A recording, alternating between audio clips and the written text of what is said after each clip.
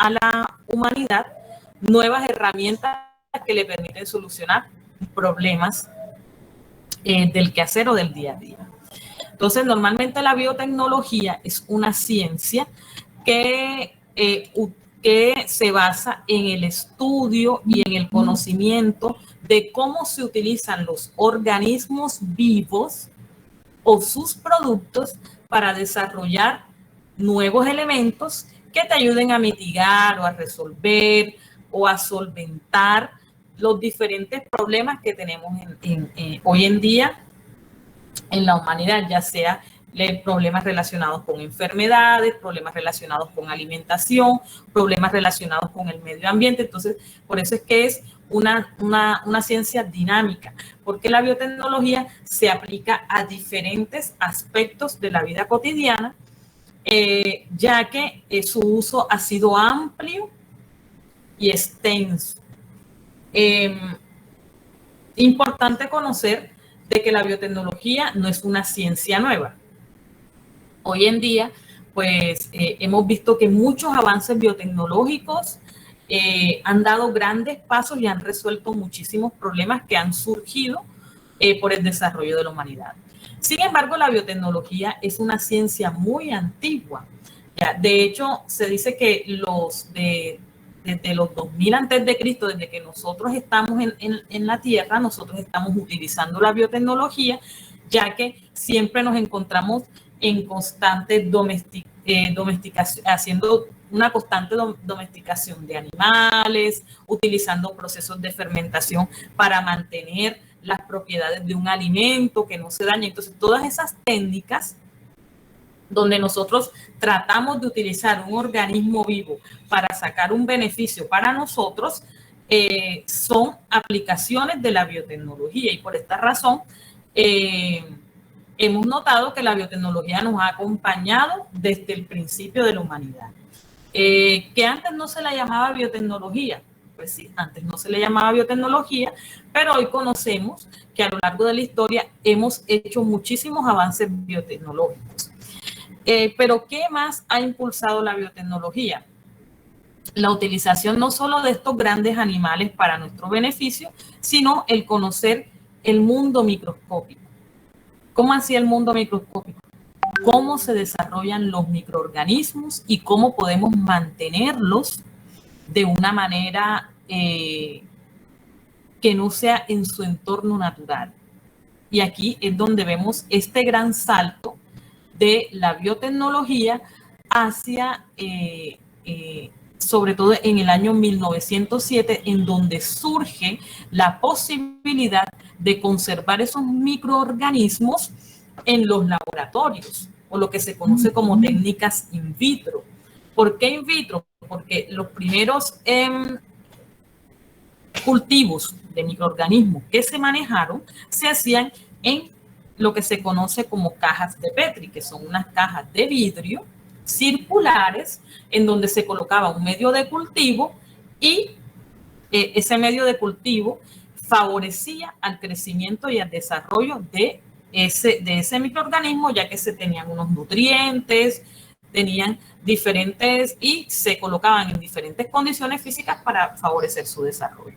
Esta técnica fue desarrollada por primera vez por el científico Harrison, que fue el primero en cultivar un microorganismo vivo en una caja de Petri. Si bien es cierto, todavía las cajas de Petri las seguimos utilizando. Los que hemos visto microbiología y laboratorio de microbiología, vemos que todavía seguimos cultivando en esas cajas de Petri ciertos microorganismos, pero ya a través del desarrollo de la tecnología ha favorecido de que ya no utilicemos cajas de Petri, sino que ya utilicemos más que todo material de plástico tratado para favorecer esa adhesión de esos organismos a estas superficies, que es un poco más económico, es más limpio, porque estos materiales, normalmente las cajas de Petri hay que esterilizarlas varias veces para eliminar la presencia del organismo, pues ya utilizamos más que todo material desechable para evitar contaminación. O sea, se han ido haciendo ciertas modificaciones durante el tiempo para ir manteniendo,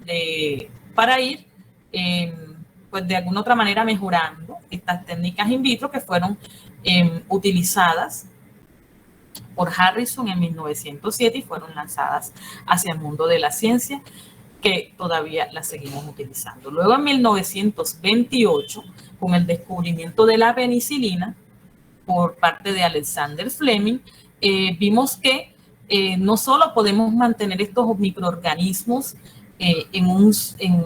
cultivados bajo ciertas condiciones controladas, sino que además podemos evitar la proliferación de otros, ya que estos mismos organismos vivos son capaces de producir sustancias que inhiben o evitan el crecimiento de otros, lo que nos permitiría a futuro, o lo que nos está permitiendo hoy en día, tener cultivos de organismos y de microorganismos específicos. O sea, ya yo en mi laboratorio puedo tener células de un tejido específico, células de una bacteria específica, células de un hongo específico. ¿Por qué? Porque a través del uso de ciertas sustancias producidas por mismos organismos nos ha permitido tener estos cultivos separados. Además, el descubrimiento de la penicilina fue uno de los grandes hitos farmacéuticos, ya que esta penicilina aún la utilizamos para contrarrestar diferentes infecciones bacterianas, sobre todo infecciones bacterianas del tracto respiratorio, y fue un gran avance y como un punto de referencia, sobre todo de este tipo de productos que son producidos por organismos vivos. Siempre les hago en el curso esta diferencia y siempre ustedes digan, la profesora siempre dice eso, siempre dice eso. ¿Por qué? Porque siempre es importante aclarar la diferencia entre un fármaco biotecnológico o de origen biotecnológico de un fármaco convencional. Si bien ustedes ahora mismo en sexto semestre están viendo cuáles son las diferentes maneras de producir estos fármacos, acá en la biotecnología vamos a ver cómo se producen fármacos utilizando como fábrica un organismo vivo. Mientras que en la parte de síntesis orgánica, de química orgánica, ustedes van a ver cómo se hacen esos medicamentos, pero utilizando diferentes reacciones químicas entre sustratos para producir ese medicamento. Entonces, de ahí surge la gran diferencia y la importancia de esta ciencia biotecnológica, porque nuestra fábrica no son los reactivos, nuestra fábrica es una estructura viva. Luego, en 1961, se logra por primera vez hibridar dos células. ¿Qué es hibridar? Es transferir un material genético de una célula a otra para que ésta adquiera unas características específicas, lo que me va a permitir tener sustancias que se produzcan con características de ambas células. Esto lo vamos a ver más adelante, sobre todo en la producción de anticuerpos monoclonales, porque esto sentó las bases para que en 1975 los científicos Euler y Milstein lograran la aplicación de esta tecnología produciendo anticuerpos monoclonales. Y esta década de los 70 fue una revolución biotecnológica porque fue en donde más surgieron avances relacionados con la biotecnología, ya que se desarrolló muchísimo la ingeniería genética, que es una ciencia base de la biotecnología, y la biología molecular y genética.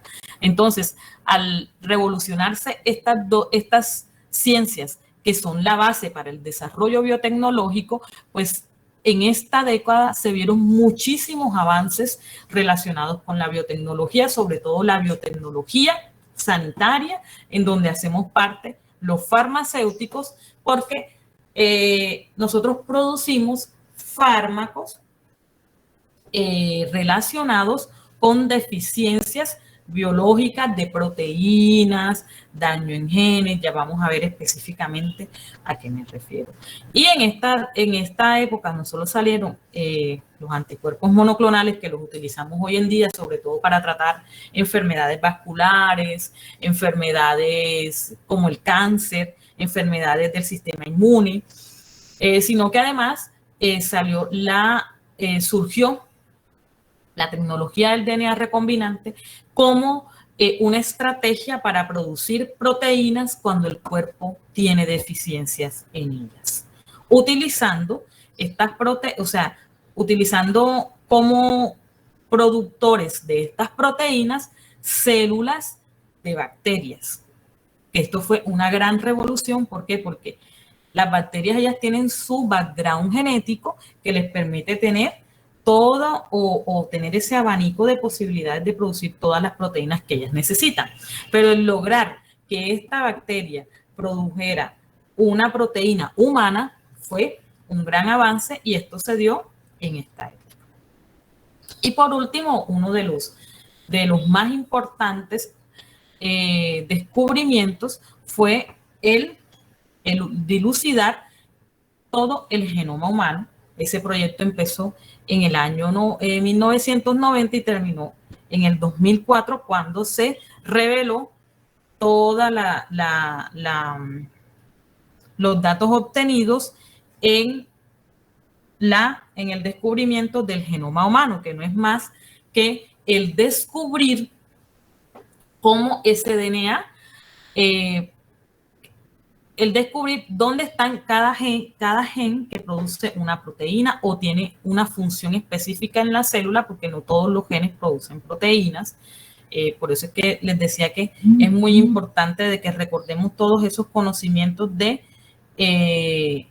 biología molecular, porque esto es la base, ya la base, como vemos a lo largo de toda esta línea de tiempo, es lo que fue la biología molecular y genética, y la ingeniería genética fueron fundamentales para el desarrollo de estas ciencias biotecnológicas. Viendo a lo largo de la historia, entonces podemos afirmar de que la biotecnología está en muchísimos aspectos de la vida cotidiana. Y aquí es donde siempre hago estas preguntas que, aunque parecen un poco extrañas, nos sirven para darnos cuenta qué tanto ha impactado la biotecnología en nuestra vida. Hoy en día, el vino que se hacía en los años 2000 antes de Cristo, ya lo hacemos empleando estas estrategias biotecnológicas a través de la mejora del proceso de obtención de los mismos. Recuerden que los vinos, los quesos, los panes se obtienen a través de un proceso de fermentación, y este proceso de fermentación, ¿quién los hace? Varias bacterias, levaduras, etcétera. Entonces ya nosotros en ese proceso de industrialización lo que hacemos es cultivar estos microorganismos fermentadores para acelerar este proceso y esté el queso en nuestra mesa todos los días. Hoy en día utilizamos cuajo, ya que es una proteína, una enzima que ayuda a la producción del queso. Esa proteína se produce a través de estrategias biotecnológicas. Tenemos la levadura inactiva. Ustedes en las cocinas de sus mamás, de sus abuelas, encontrarán un montón de esferitas como de color crema, ¿ya? Y normalmente el frasco dice levadura activa. ¿Ya? Estas levaduras son microorganismos, son hongos, que facilitan el proceso de fermentación de la harina para que nosotros tengamos pan fresco para nuestro desayuno, para nuestra cena, etc. Entonces vemos que en la parte de alimentos tenemos un gran impacto de estas herramientas biotecnológicas. Tenemos hoy en día que los cultivos de tomate y de muchos otros vegetales se han mejorado a través de la implementación de estas estrategias biotecnológicas para evitar que se dañen más rápido, que les entre hongo, que se afecte el cultivo. Entonces, pues hoy en día no es raro ver en el supermercado, en cualquiera que hagan compra, los tomates Flavor Savor, que son estos tomates rojos, bastante llamativos, que siempre están frescos, que normalmente se utilizan para recetas o para almacenarlos por mucho tiempo, porque no se dañan con mucha facilidad. En el caso de herramientas que nos ayudan para el diagnóstico de ciertos procesos biológicos, de enfermedades, hoy en día las famosas pruebas del COVID utilizan como fundamento todo un proceso biotecnológico, un inmunoensayo, inmunocromatografía, etcétera. Por ejemplo, las pruebas de embarazo normalmente son inmunocromatografía en donde se detecta la presencia de una hormona en la orina de la mujer. Las vacunas hoy en día, pues bueno, la revolución de la vacuna del COVID surge porque es la primera vacuna que surge desde sus inicios como con un proceso biotecnológico, pero normalmente todas las vacunas se producen por biotecnología, sino que fueron descubiertas utilizando directamente el organismo patógeno. Ya hoy en día no, ya hoy en día se produce de una manera artificial. En el caso de la vacuna del COVID, el organismo patógeno desde sus inicios fue diseñado, por ejemplo, la de Pfizer o la de Moderna, o la de AstraZeneca, que son RNA mensajeros, que se han diseñado a través de estas herramientas biotecnológicas. Los antibióticos, que fueron uno de los grandes avances de la biotecnología, porque son sustancias que se produjeron por el hongum penicillium para disminuir la proliferación de otros microorganismos en la caja de Petri. Hoy en día, la insulina que se le inyecta a los abuelitos, incluso a personas ya muy jóvenes,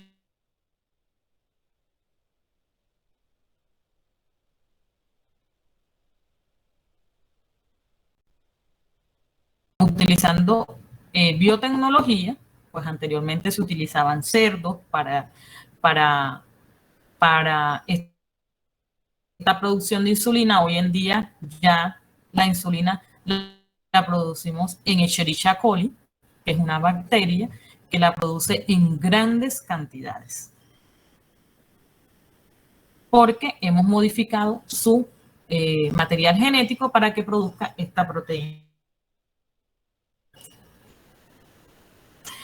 Y en el campo de la investigación, pues tenemos todavía aún más el uso de la biotecnología. Tenemos los ratones knockout, que son ratones que vienen predispuestos genéticamente para desarrollar un tipo particular de enfermedad. Tenemos el uso de anticuerpos monoclonales en terapias ampliamente reconocidas. Estamos utilizando ahora muchas células madres.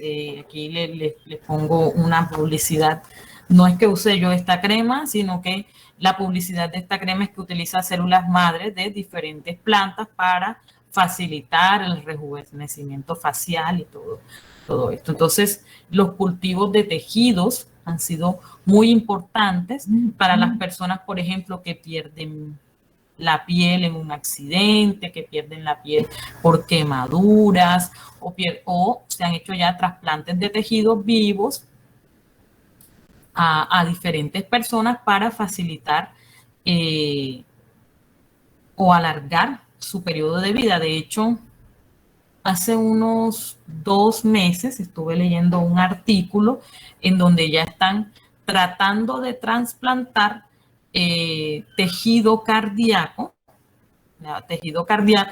normalmente cultivado en otras especies, ya sea cerdos, especies que se parecen mucho genéticamente hablando a los humanos, y han permitido desarrollar estos tejidos y trasplantarlos a personas.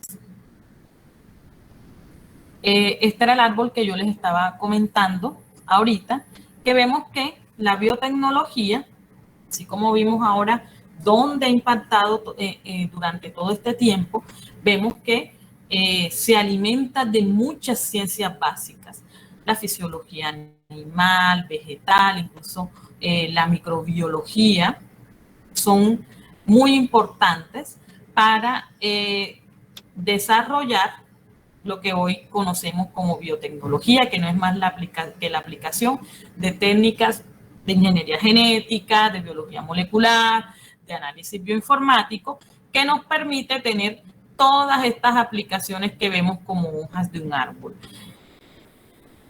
Aquí vemos que a nivel de medio ambiente, a nivel del sistema marino, a nivel agrícola, a nivel de detección de pruebas, eso es lo que vemos en CSI, que de manera extraordinariamente rápida resuelven un crimen, pero esto ha sido facilitado por el uso de estas herramientas biotecnológicas que permiten obtener resultados, pues no tan rápidos como en la serie, está claro, pero sí resultados mucho más rápidos que como se hacían antes.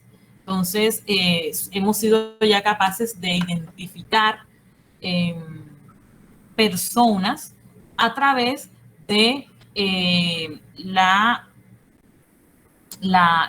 detección de su material genético en diferentes muestras. De hecho, es muy importante entender esta parte porque estas huellas digitales de DNA son fundamentales no solamente para detectar quién es el culpable, quién es el inocente, sino también para identificar enfermedades genéticas, nos ha permitido tener pruebas de paternidad, etcétera.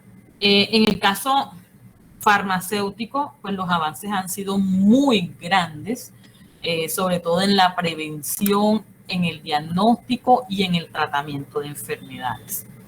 Sobre todo enfermedades que tenían origen genético, ¿ya? Una deficiencia de una proteína, un daño en un gen. Entonces ya hemos logrado mitigar ciertas enfermedades a través de esta biotecnología. Tenemos que ha surgido una serie de agencias que vigilan el uso de la biotecnología, como es la FDA, la EPA, la USDA, la OSHA, que lo que hacen es monitorear de manera constante cómo esta biotecnología está siendo aplicada a la vida y que no se utilice para otros fines.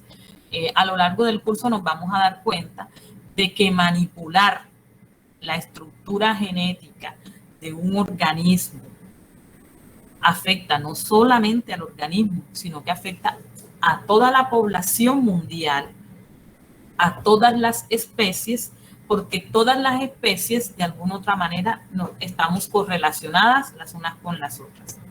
Discúlpenme un momento, chicos, que están escribiendo aquí en el grupo de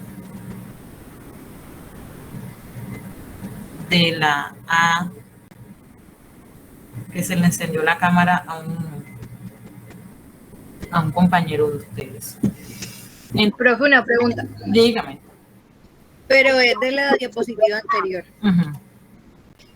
Usted mostraba lo de la crema y cómo uno sabe que realmente tiene células madres y no es publicidad. Bueno, eso habría que hacer un estudio. Si la crema tiene células madres, nosotros a través de una técnica, por ejemplo, de PCR, que se ha hecho hoy muy popular porque es un tipo de tecnología para detectar presencia de ácidos nucleicos.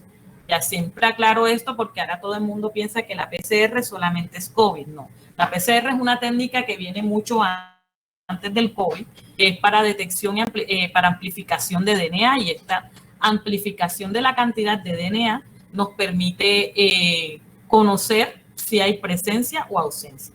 Entonces, recordando un poquito la biología molecular, notamos que todas nuestras células del organismo poseen unas cadenas de DNA, ya que es como las instrucciones, se conocen normalmente como las instrucciones para la vida. Todo lo que nosotros somos hoy en día está dado por instrucciones en nuestro material genético. Entonces, el detectar, por ejemplo, aquí dice que tiene células madres de flor de, y tiene la especie de la flor, que creo que es una orquídea. ¿Qué podemos hacer nosotros? Ir a una base de datos en donde veamos esta material genético elucidado de esta orquídea. Ya, eso lo vamos a aprender más adelante, cómo se utilizan las herramientas bioinformáticas. Hoy en día tenemos bases de datos de todas las especies, de la gran mayoría de las especies de la Tierra con genomas ya elucidados. Entonces podemos buscar una secuencia de DNA que nos permita identificar esta orquídea en particular, y nosotros ¿qué hacemos?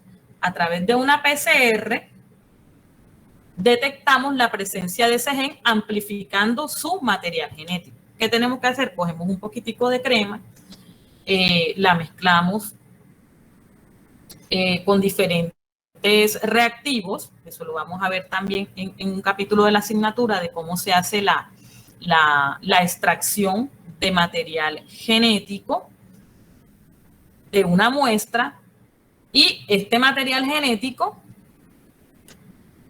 le hacemos una amplificación a través de ciclos de calentamiento y enfriamiento en un equipo que normalmente está en muchos laboratorios de biología molecular. En este caso, yo me encuentro en un laboratorio de farmacología molecular y tengo pues 2 PCR aquí al lado mío.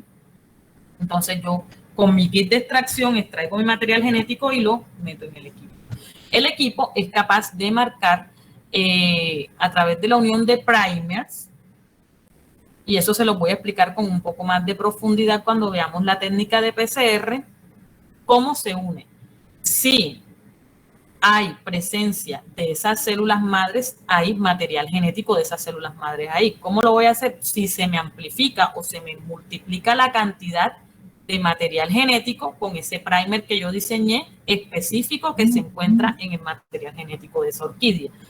Entonces, haciendo pruebas de biología molecular, técnicas de biología molecular, yo puedo comprobar si realmente esas células madres están en esa crema.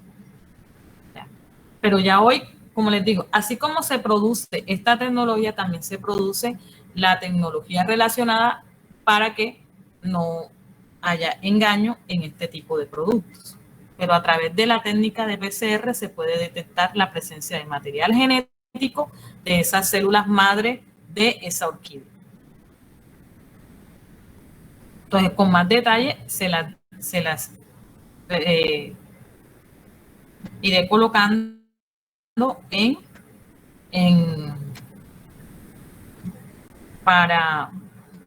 se las iré explicando durante el desarrollo de la clase.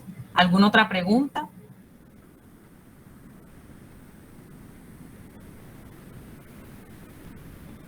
¿No hay más preguntas? No, profe. No, profe, ahora no.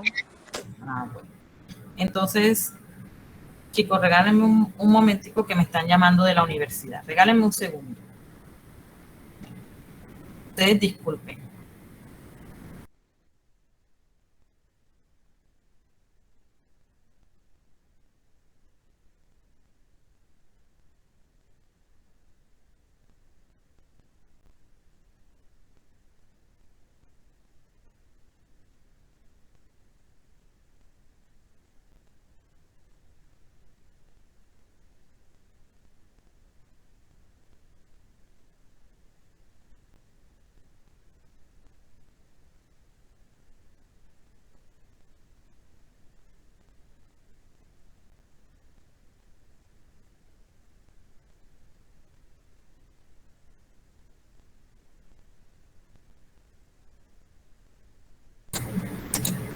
Ahora sí, chicos, continuamos, que me estaban escribiendo de la universidad.